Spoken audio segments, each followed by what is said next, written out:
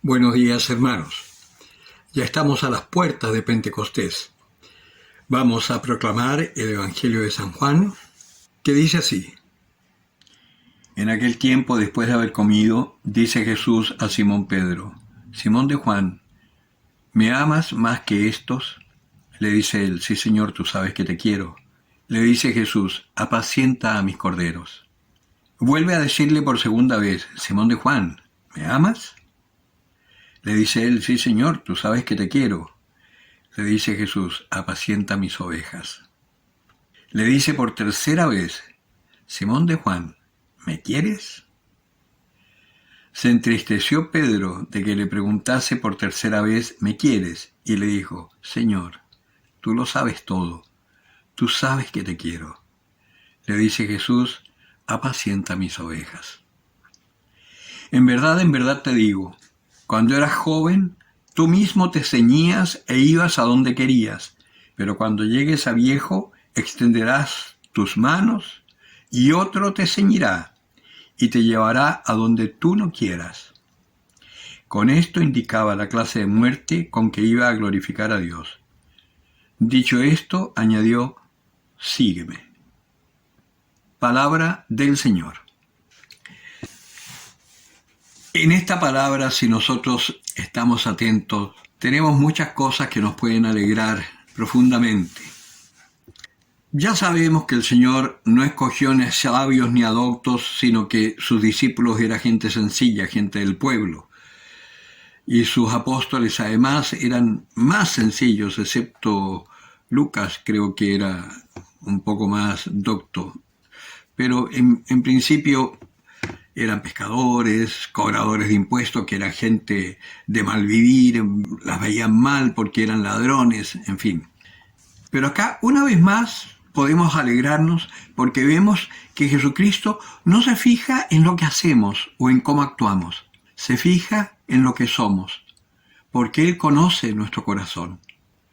Pedro, que lo había negado 3 veces antes, estando el Señor vivo, ahora que está resucitado, está fascinado con el Señor, pero él siempre fue muy primario. Y cuando el Señor le pregunta: ¿me quieres? Claro, lo primero que dice es lo que decimos todos: ay, yo amo mucho a Jesucito, a mi Señor, yo quiero mucho a la Virgencita, en fin, somos así. Pero en el momento de los que hubo, cuando estamos en un grupo, por ejemplo, donde empiezan a atacar a la iglesia, nos quedamos bien callados. O a veces incluso si están atacando al párroco o al obispo de turno, le agregamos alguna cosita así para no ser rechazado de la manada. Somos igual que Pedro. Y Pedro a la primera contesta, pero a la tercera se da cuenta por qué el Señor le está preguntando. Pedro, antes que cante el gallo, me negarás 3 veces. Y en ese momento Pedro se da cuenta que Jesús le está preguntando por tercera vez. Y ahí él, tomando conciencia de su debilidad, le dice: Señor, tú lo sabes todo. Tú sabes que te quiero. En algún momento también dirán: creo, pero aumenta mi fe. Porque esa es la verdad. El Señor a nosotros, cuando nos saca nuestras cosas, no es para echarnos en cara los fallutos que somos, los falsos que somos. No, es para que tomemos conciencia de aquello que nos impide poder vivir la plenitud que Dios creó para el hombre aquí en la tierra.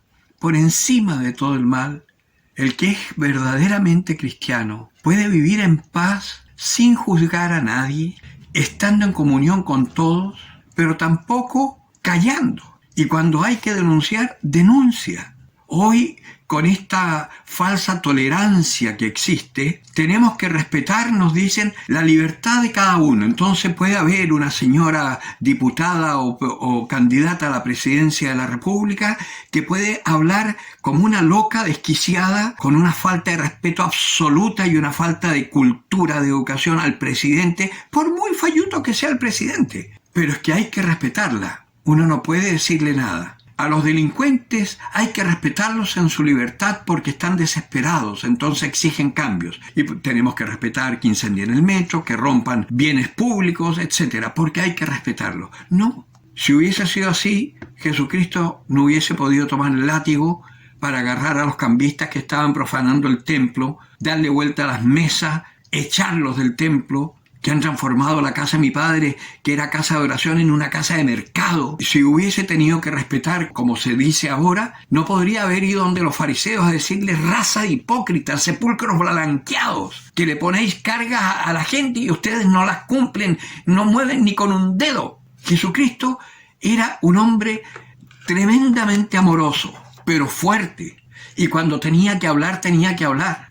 Nosotros tenemos que ser así, pero para ser así necesitamos la fuerza del Espíritu Santo, que también se despierte en nosotros este celo por la casa del Señor.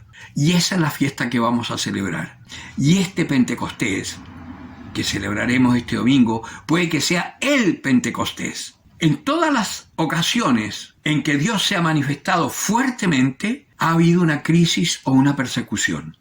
Estamos en la crisis, no estamos tanto en la persecución, pero estamos en una situación lo suficientemente caótica que nos permite ponernos en alerta y estar en vigilia a ver si esta vez recibimos la efusión del Espíritu Santo y llegamos a tener la fuerza que necesitamos para apacentar a la grey del Señor. Estamos en un tiempo en donde la muerte nos está tocando a todos. Que eso nos dé la fuerza para anhelar nuestra conversión, para que podamos recibir ese Espíritu Santo y ser estos pastores que este tímido de Pedro, por ejemplo, que después con la fuerza del Espíritu Santo fue capaz incluso de ir a la muerte y de ser crucificado por amor al Señor. Eso es lo que necesitamos y eso es lo que va a salvar al mundo cuando venga la gran crisis. Que estemos preparados. Que tengamos la fuerza para poder anunciar este amor. No tengamos miedo. Yo siempre voy a recordar eso que decía con tanta fuerza San Juan Pablo II en el Estadio Nacional en el encuentro con los jóvenes. No tengáis miedo. Abrid las puertas a Cristo. No tengáis miedo. Y en el encuentro con el Papa Francisco en Brasil, cuando decía: sea misionero, sea misionero. La canción en España, firmes en la fe. Todos estos encuentros de la juventud han sido como un preámbulo preparando los ánimos de los jóvenes y también de los viejos que queremos escuchar para los tiempos que vienen. Aprovechémoslo. Pongámonos en oración y pongámonos en expectación para la llegada de este Espíritu. Y puede que este año sea el año de nuestra vida que nos permita empezar a ser auténticos cristianos. Luz para las naciones, sal de la tierra. El que tenga oídos para oír, que oiga.